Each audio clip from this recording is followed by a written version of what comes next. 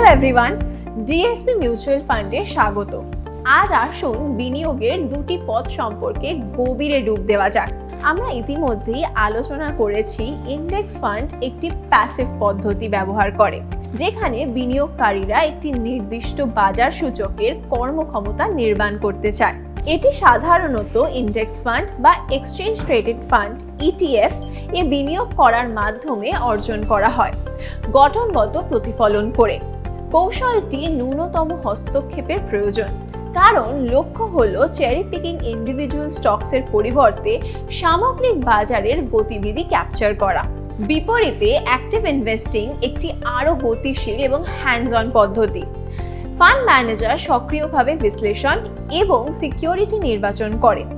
এর লক্ষ্য হলো বাজার বা একটি নির্দিষ্ট মানদণ্ড অতিক্রম করা।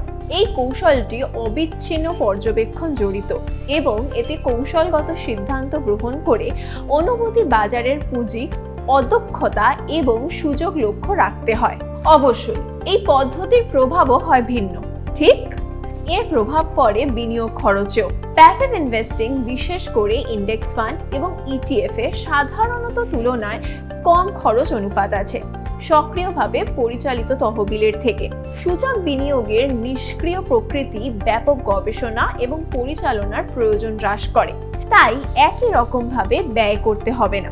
শেষ পর্যন্ত সুবিধাটি বিনিয়োগকারীদের দেওয়া হয়। বিনিয়োগের সিদ্ধান্ত নেওয়ার আগে সর্বদা তিনটি বিষয় বিশ্লেষণ করা উচিত, যেমন রিস্ক, রিটার্ন এবং কস্ট। আমরা ইতিমধ্যে কস্ট আর রিটার্ন নিয়ে আলোচনা করেছি। এখন চলুন রিস্কের দিকটা দেখি। রিস্ক এবং পারফরম্যান্স ডাইনামিক সবসময় একটি বিনিয়োগ দ্বারা প্রভাবিত হয়। প্যাসিভ ইনভেস্টমেন্টকে কম ঝুঁকিপূর্ণ বলে মনে করা হয়। স্বতন্ত্র স্টক বাছাইয়ের ক্ষেত্রে সামগ্রিক বাজারের ওঠানামা উন্মুক্ত থাকে। অন্যদিকে অ্যাক্টিভ ইনভেস্টিংয়ে আউটপারফরম্যান্সের সম্ভাবনা রয়েছে, তবে দুর্বল ব্যবস্থাপনাগত সিদ্ধান্তর ঝুঁকিও রয়েছে। কেউ জিজ্ঞাসা করতে পারে, যদি উভয় বিনিয়োগ পদ্ধতি তাদের সুবিধা এবং অসুবিধা থাকে, তাহলে কোনটি আদর্শ? আমি বলবো, কোনো একটা মানসিকতা না রেখে আমরা দুটোই ব্যবহার করতে পারি, আমাদের বিনিয়োগ লক্ষ্য এবং রিস্ক অ্যাপেটাইট অনুযায়ী। এই হাইব্রিড পন্থা সূচক তহবিল এবং এর অংশের মাধ্যমে বিস্তৃত বাজারে এক্সপোজারের অনুমতি দেবে এবং এর অংশ সক্রিয়ভাবে পরিচালিত তহবিলের জন্য বরাদ্দ করা পোর্টফোলিওটি মূলধনের নির্দিষ্ট সুযোগের লক্ষ্যে থাকবে। এইভাবে আমরা কিছু ঝুঁকির কারণ কমাতে পারি এবং রিটার্নও সর্বাধিক করতে পারি।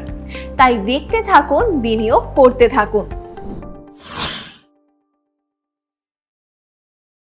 Mutual fund investments are subject to market risks. Read all scheme-related documents carefully.